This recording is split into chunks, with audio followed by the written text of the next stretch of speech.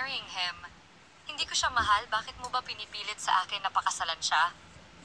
Nakikipagtalo si Kyla sa mama niya. Yes, ngayon wala kang feelings para sa kanya. But pwede naman ma-develop iyon sa pagtagal ng pagsasama niyo. Tugon ng ina niya sa mga paulit-ulit niyang rason bakit ayaw niya pumayag magpakasal kay Brent. Dahil ba sa pera niya, ma? Malakas na sampalang lumipad sa pisngi ni Kyla. Mahapdi at masyadong masakit yon. Nagulat talaga siya. Iyan ba ang tingin mo sa akin? After all years na pinagsikapan ko mapalaki ka ng maayos. Mukhang pera? It's not my point, ma. I know kung paano ka nagsumika para sa ating dalawa. But ang point ko lang, ma, huwag mo akong pilitin sa bagay na ayaw ko. Hindi ko talaga siya mahal. Para kay Kyla, ayaw niya talaga patulan ang udyok ng kanyang ina. Ma, you know na mahirap talaga maging okay ang isang relationship na walang love na namamagitan. Nakita mo nangyari sa inyo ni Papa. Di ba't naghiwalay din kayo in the middle ng pagsasama niyong dalawa? Tama ako, di ba? Bata pa lang si Kyla nang magkahiwalay ang kanyang mga magulang. Never nagkasundo ang parents niya sa mga tao ng pagsasama ng dalawa. Ipinagkasundo lang kasi ang mga parents ni Kyla, both side ng pamilya ng mga ito. Kaya't mabigat at mahirap sa parents niya mahalin ang isa't isa. Tama ka naman sa lahat ng sinabi mo.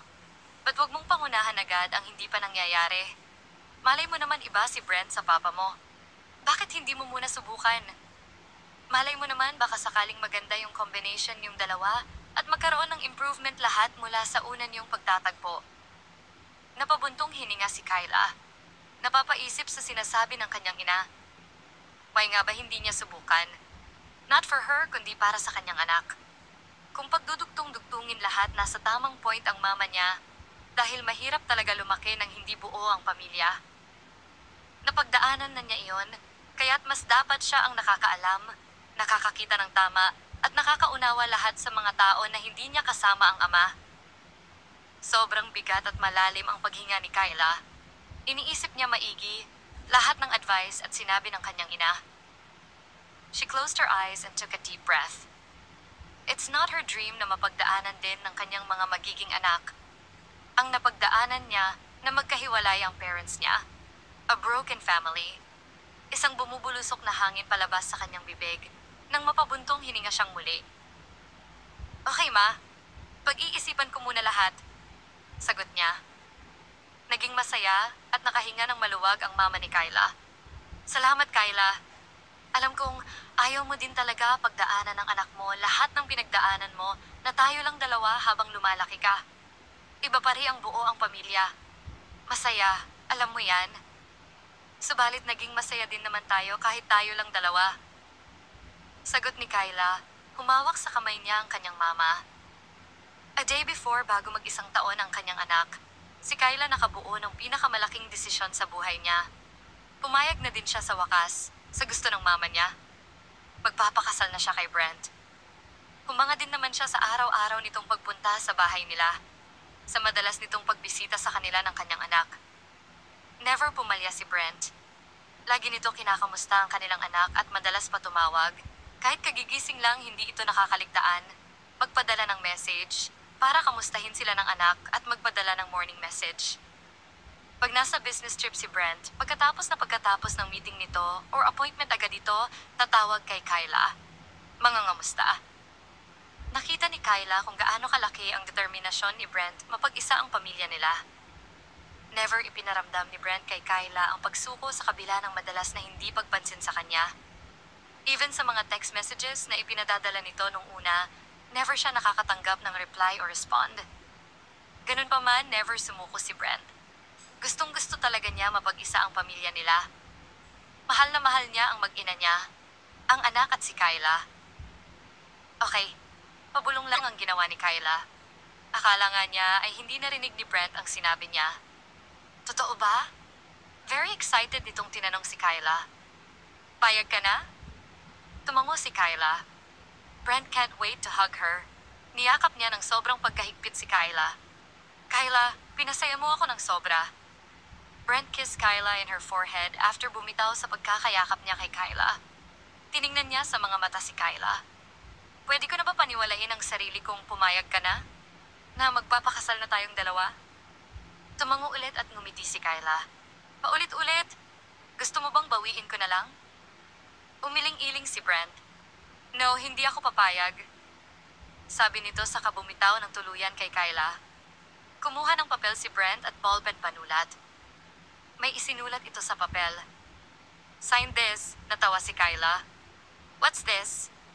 Nakita naman niya at nababasa ang nakasulat sa papel.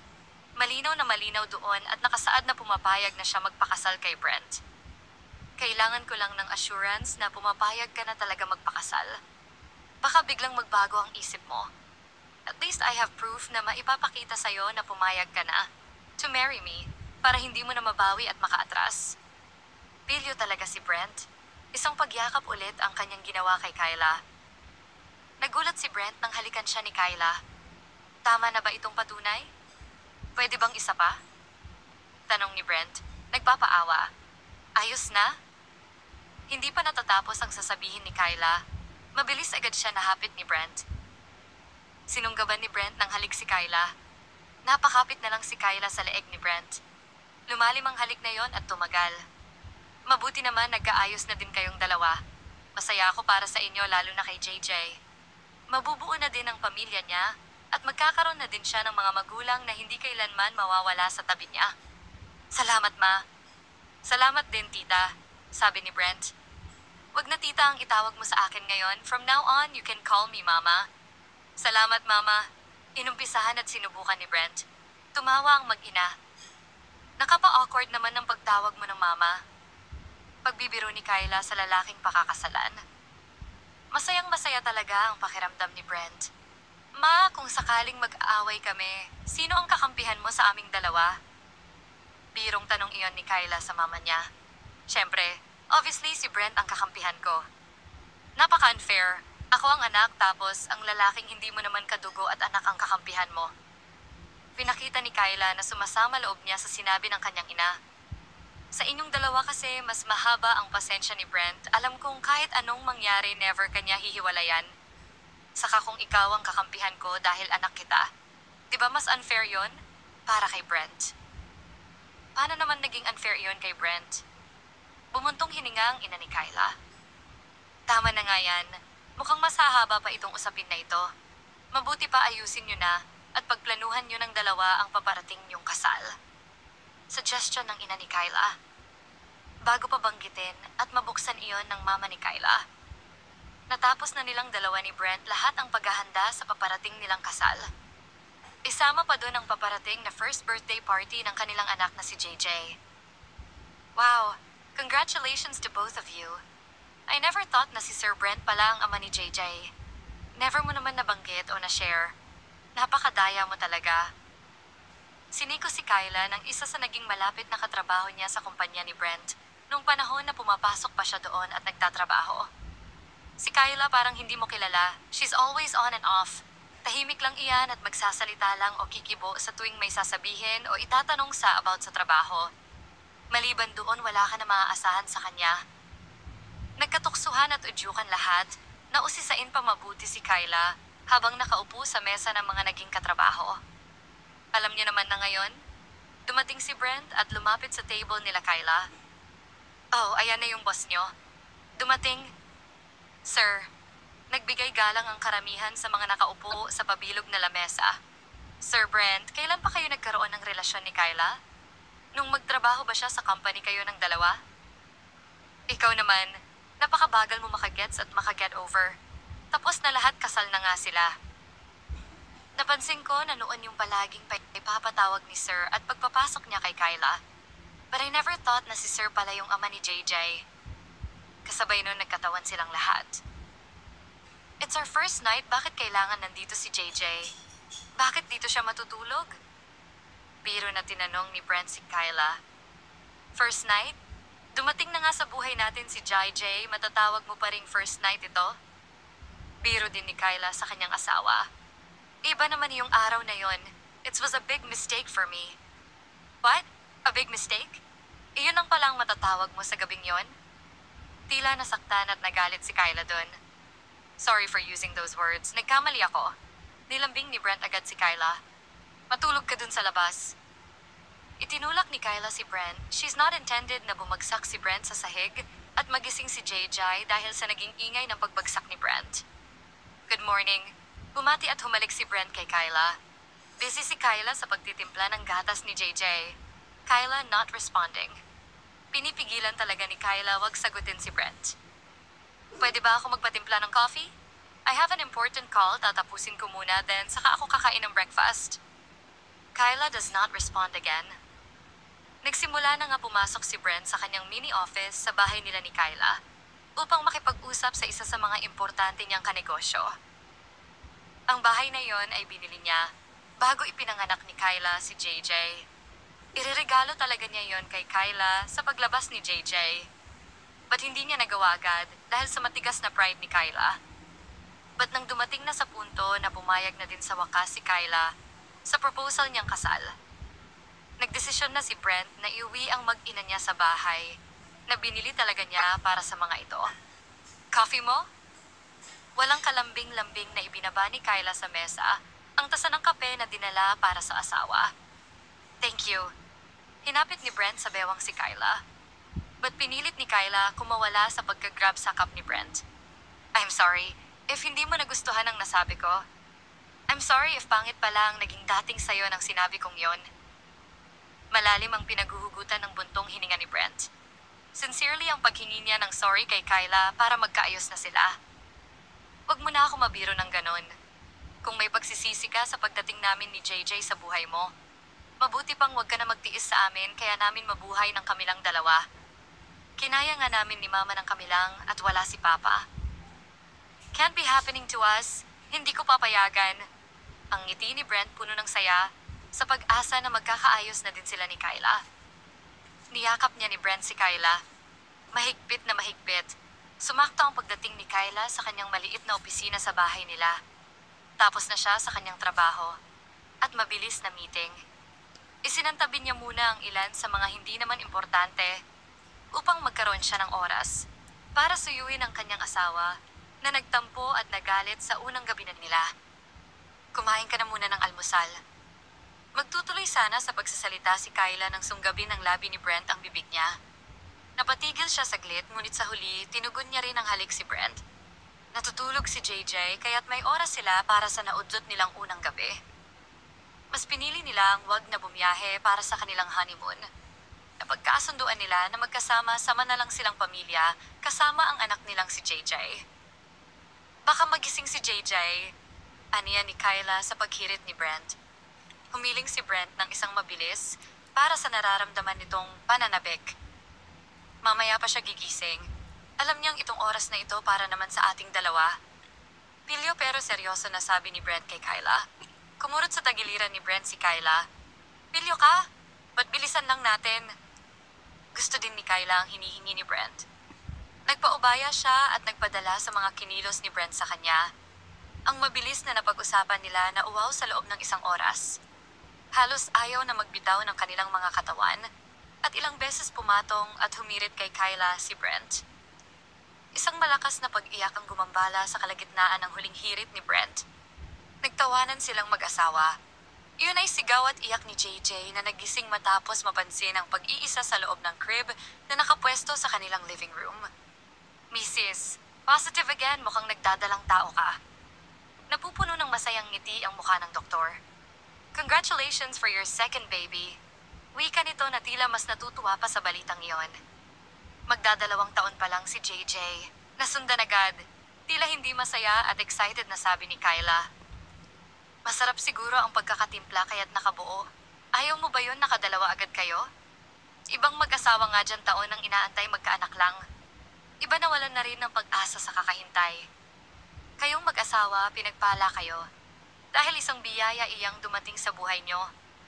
Kaya naman maging masaya ka na lang, Mrs. Umuwi ng malalalim ang buntong hininga ni Kyla. Sinalubong siya ni Brent na kadadating lang din galing sa trabaho. Bakit tila isang daang tinapay ang binato sa'yo sa pinuntahan mo? Are you okay? There's anything happened? Tinanong ni Brent si Kyla. Kasalanan mo na naman ito? Galit si Kyla. Anong ginawa ko? Magiging kuya na si JJ. Sa tuwa ni Brent, nayakap siya. Really? Tumango-tango si Kyla. Oh my God, magising kuya ka na, JJ. Sabi sa anak. Tumawa si JJ na parang naiintindihan din ang sinasabi ng ama. Humalik sa noo ni Kyla si Brent. Masaya ka? Yes, I'm so very happy. Sino ang hindi matutuwa na madadagdagan ulit ang pamilya natin? Ilang buwan ang lumipas. Nahahalata na rin ang tiyan ni Kyla. Subalit lagi siya nakakaramdam ng bigat sa kanyang kalooban dahil sa araw-araw na pagiging busy ni Brent sa trabaho. Anong oras ka uuwi? Maya-maya, too busy pa ako, but I will call you later, okay? Binabaliwala na siya nito. Pakiramdam ni Kyla na wala na itong pakialam sa kanya, ngayon mas lumaki siya. Ibang-ibang itsura ni Kyla kesa noon nang ipagbuntis niya si JJ. Ngayon ay napakapangit niya at mataba na papansin niya palagi sa tuwing titingin siya sa salamin. Iyong lalaking yon, napakasinungaling. Binubulong niya sa sarili. Minsan sa pag-uwi ni Brent, napansin ni Kyla ang isang mantsa sa kwelyo ng sinuot na polo shirt ni Brent. Doon nagsimula ang pag-iisip at pagdududa ni Kyla. Ma, sa tingin ko may babae si Brent. Pagsusumbong niya sa ina. Bakit pinag-iisipan mo naman agad? Bakit hindi mo kausapin at tanungin muna? Suggest ng ina. Ayaw ko. Alam kong gagawa lang siya ng palusot. Gaya ngayon. Sagot ni Kyla. Matapos tumawag sa office ni Brent, napag-alaman niyang wala pala ito sa opisina. Umalis ito kasama ang bagong sekretarya na babae. Nag-resign ang dating secretary ni Brent na lalaki.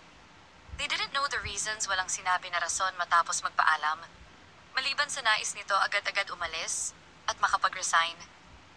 Ask him mamaya, Kyla. Kausapin mo siya at tanungin anong malay mo, mali ka pala sa mga pagdududa mo.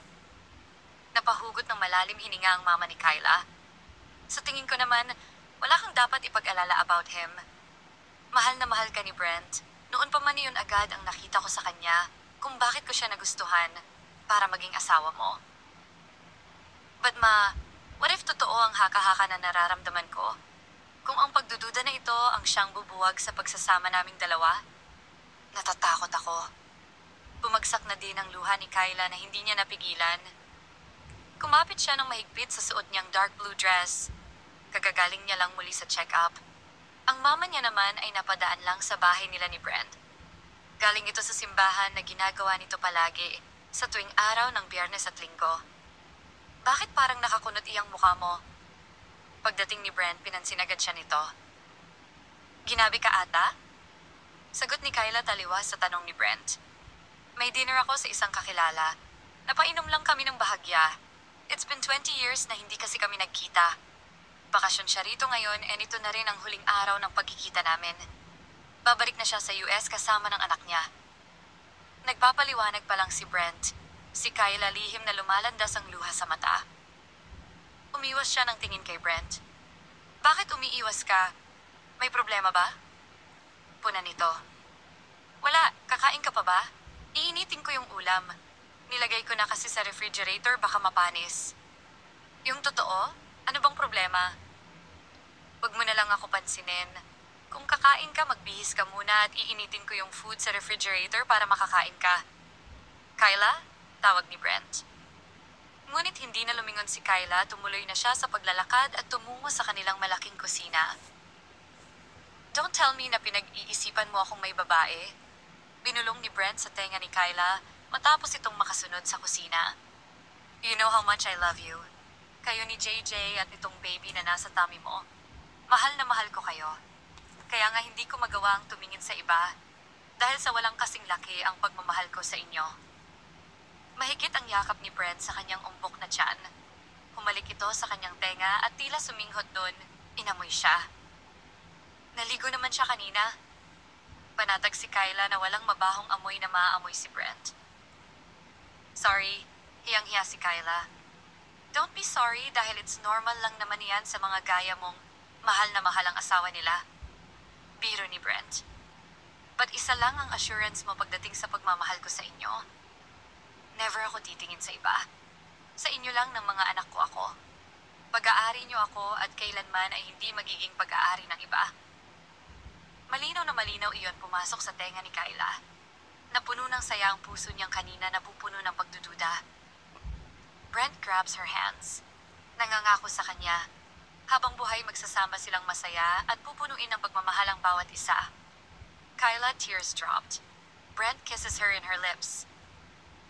Masayang masaya si Kyla at pakiramdam niya tila sasabog ang dibdib niya sa mga pangako ni Brent na magsasama silang dalawa ng masaya at walang problema. Kahit kailan ay hindi iiwan o ipagpapalit tulad ng ikinatatakot ni Kyla na baka matulad siya sa kanyang ina na iniwan ng kanyang ama nung bata pa siya. Sa lahat ng sinabi ni Brent, ang pangako nitong bubuo sila ng masaya at panghabang buhay na pagsasama ang halos magbalundag sa puso niya sa tuwa. Don't be afraid to trust someone who promises to love you. Walang masama magmahal at ibigay ang tiwala sa taong alam mo at palagay mong handa din ibigay lahat sa'yo at mahalin ka habang buhay.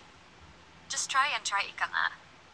Sa huli matatagpuan mo din ang saya at kaligayahan sa taong habang buhay mo makakasama.